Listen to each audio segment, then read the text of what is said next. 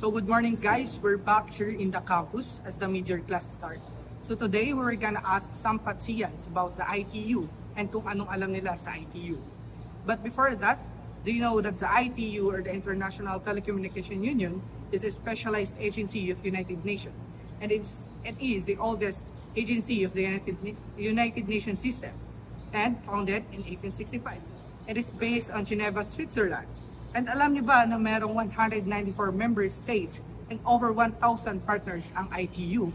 Ayun, alam niyo na. So ngayon, let's start finding some patsiyan and ask them about the ITU.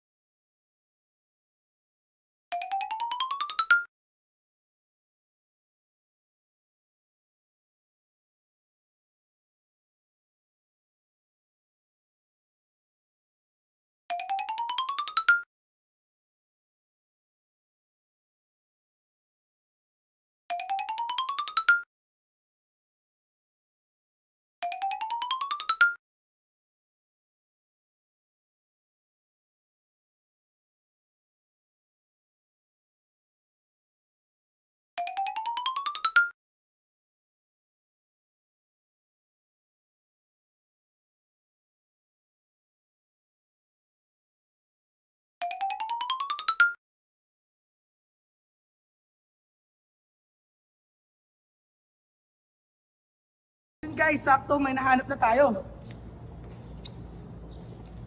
Boss? Pwede ka, para saan ba to?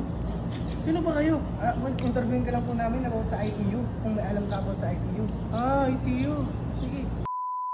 Alam mo po ba kung paano nabuo yung history ng ITU?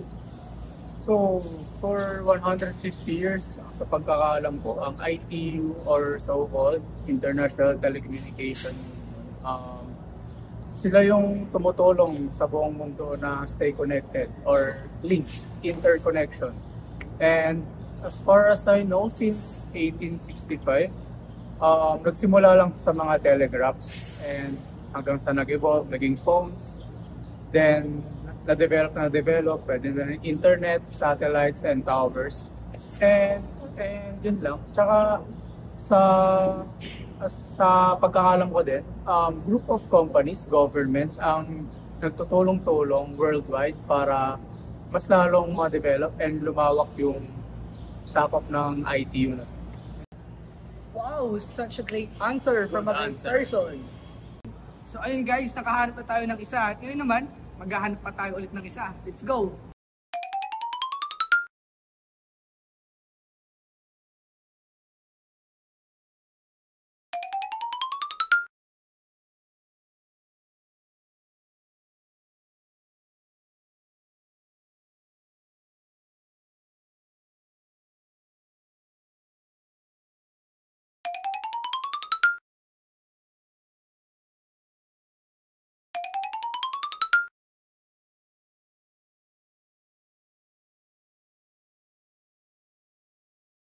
So ayun guys, may nahanap na tayong isa. Ito, puntahan natin.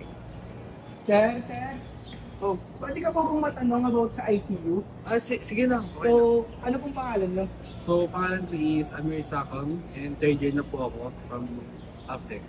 From Aptec, sakto. Siguradong may alam to sa ITU. So, ang tanong ko po sa inyo, alam niyo po ba yung 3 sectors ng ITU? So, meron tayong 3 sectors na ITU, which is ITUR, ITUT, and ITUD. So, ang first sector is radio communication. Siya ang nagmamanage ng radio-based traffic. So, ang pangalawang sector is focus siya sa ICT or information technology. And ang last sector, siya ang nag-provide ng technical assistance sa mga developing countries. Wow, such a good answer. Mind-blowing, right? Yes, good answer. And that concludes our interview. But wait, hindi pa pala ako nagpapakilala. Ako, si JV Cagswell. And I'm Amir Sakam. And I'm John Rovic Corona. And we are Group 2, the International Telecommunication Union.